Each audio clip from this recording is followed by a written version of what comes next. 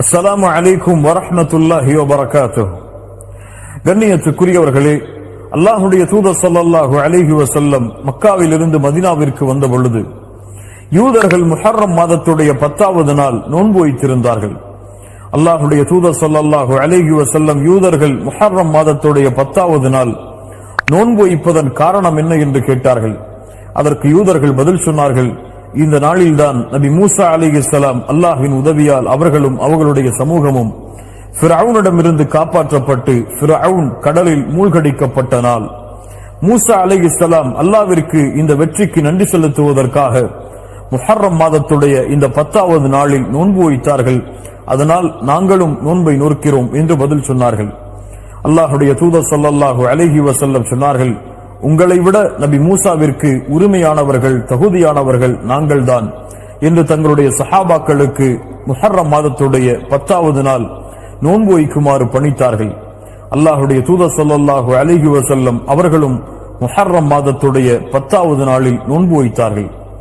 கண்ணியத்துக்குரியவர்களை பின்னால் சஹாபாக்கள், அல்லாஹுடைய தூதரே, யூதர்களோடு ஒப்பிடுவது போல் இருக்கிறதே, யூதர்களும் முஹர்ரம் மாதத்துடைய 10வது நாளில் நோன்பு வைக்கிறார்கள், நாமும் முஹர்ரம் மாதத்துடைய 10வது நாளில் நோன்பு வைக்கிறோம்.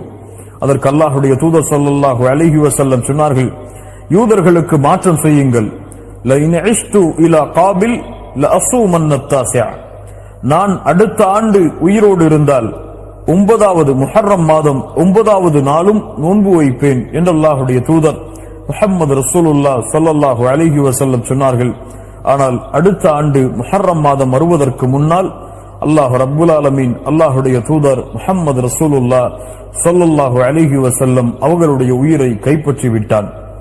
கண்ணியத்துக்குரியவர்களே, அதனால் இந்த முஹர்ரம் மாதத்துடைய சுன்னா என்னவென்றால், முஹர்ரம் மாதத்துடைய 9வது நாளும் 10வது நாளும் அல்லாஹுடைய முகத்தை நாடி நோன்பு வைப்பது சுன்னாவாகும்.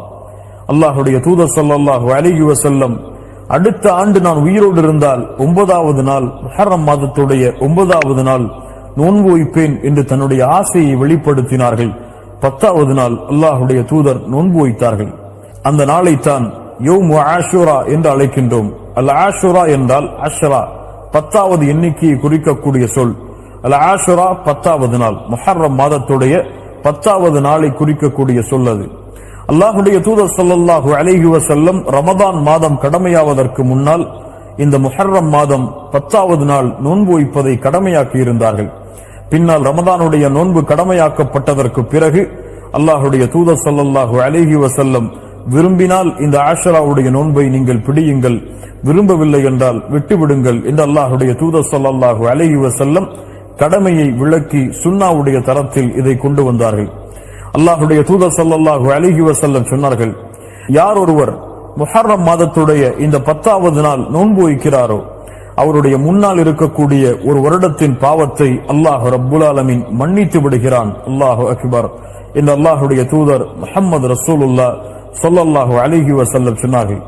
அல்லாஹுடைய தூதர் ஸல்லல்லாஹு அலைஹி வஸல்லம் ரமதானுடைய மாதத்திற்கு பிறகு அதிகமாக ஷஹ்ருல்லாஹி முஹர்ரம், அல்லாஹுடைய மாதமாகிய இந்த முஹர்ரமுடைய மாதத்தில் அதிகமாக நோன்பு வைத்தார்கள் என்று அல்லாஹுடைய தூதர் முஹம்மது ரசூலுல்லாஹ் ஸல்லல்லாஹு அலைஹி வஸல்லம் அவர்களுடைய சஹாபாக்கள் சொல்லுகின்றார்கள்.